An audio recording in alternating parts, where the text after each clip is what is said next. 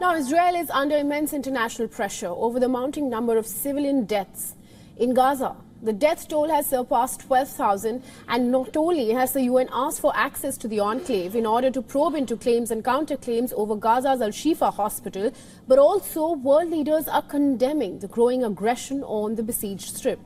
In his rare visit to Germany after 4 years, Turkish President Tayyip Erdogan suggested that Germany is supporting Israel out of guilt at the Holocaust. The Turkish president expressed that Turkey's lack of historical indebtedness helps the nation speak freely on Israel-Hamas war. Borçlu olsak bu kadar rahat konuşamayız. Ama borçlu olanlar rahat konuşamıyorlar. Biz Holocaust cenderesinden geçmedik. Böyle bir durumumuz da yok.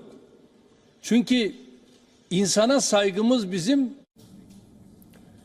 Now, speaking at a summit in Bahrain, Jordan's foreign minister has slammed Israel's operation against Hamas in the Gaza city, and he expressed his doubts over Israel's goal of wiping out the militant group, saying that Israel's continued action is not self-defense, and the humanitarian catastrophe resulting from this is beyond words.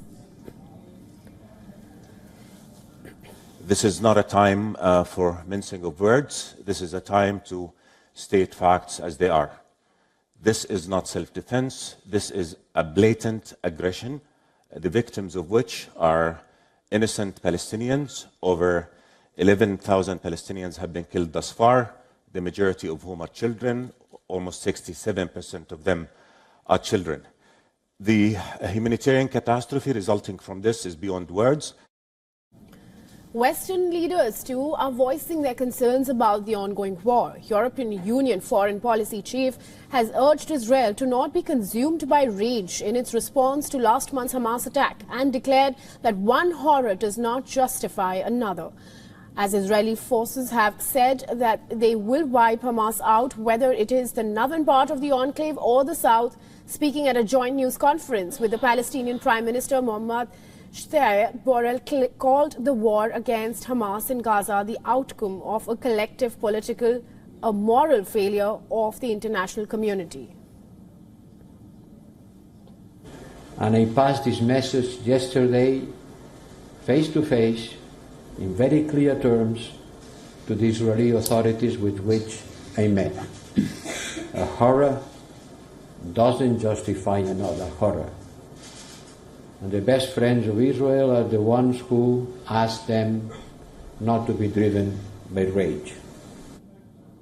Meanwhile, Israel's ally, United States, has recalled its stance for Israel's right to self-defense and has added that there is no going back from the horrors of October 7th.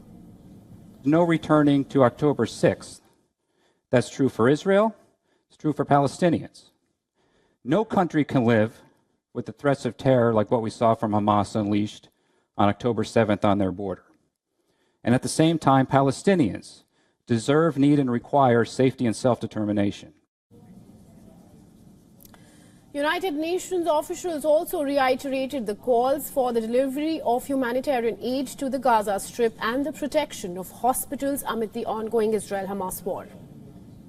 You can call it what you will, and everyone has many different words for it. But the requirement from a humanitarian point of view is very simple.